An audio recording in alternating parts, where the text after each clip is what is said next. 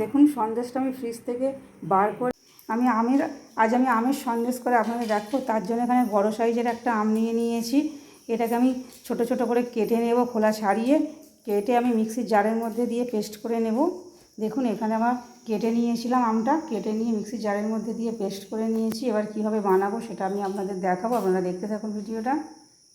Gas on করে দিয়েছি, on করে আমি আমের শাঁসটাকে দিয়ে দিয়েছি কড়ার মধ্যে। এটা গরম হয়ে এসেছে, এবার আমি চিনিটা দিয়ে দেবো এর মধ্যে। আমটা যেহেতু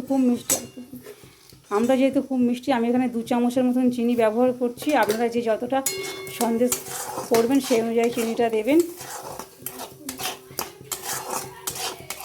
এবার এটা একটু ভালো করে গরম করে নিয়ে আমি ছানাটা দিয়ে দেবো। এখানে আমি 500 দুধের ছানা কাটিয়ে রেখে দিয়েছি, লেবু দিয়ে আমি ছানাটা কাটিয়ে রেখে দিয়েছি।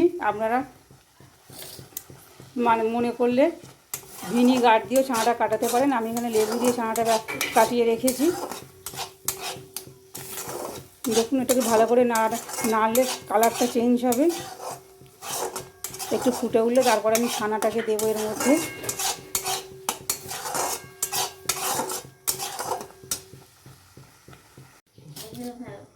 দেখুন এই ছানাটা আমি এর মধ্যে এবার দিয়ে দেবো।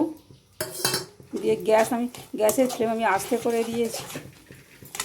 এবার এটাকে এইভাবে নেড়ে নেড়ে আমি শক্ত করে নেব।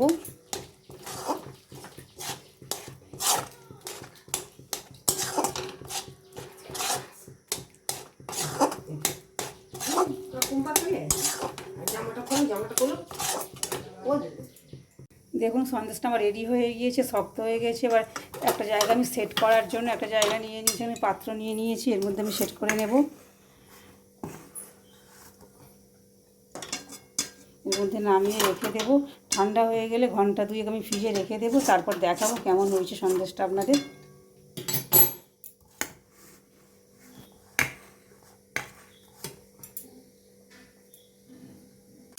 দেখুন এইভাবে আমি সেট করে নিয়েছি, এইভাবে সাইড করে। এবার এটাকে আমি ঠান্ডা হয়ে গেলে আর ফ্রিজের মধ্যে আমি ঘন্টা 2 এভাবে রেখে দেবো, তারপরে কেটে আপনাদের দেখাবো কীরকম হয়েছে।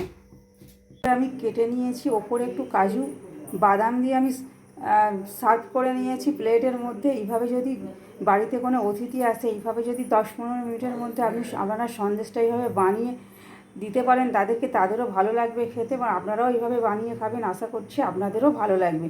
যদি ভালো লাগে লাইক, কমেন্ট ও শেয়ার করবেন। যদি ইউটিউব থেকে দেখেন তবে অবশ্যই আমার চ্যানেলটি সাবস্ক্রাইব করবেন। যদি ফেসবুক থেকে দেখেন অবশ্যই আমার পেজটি ফলো করবেন।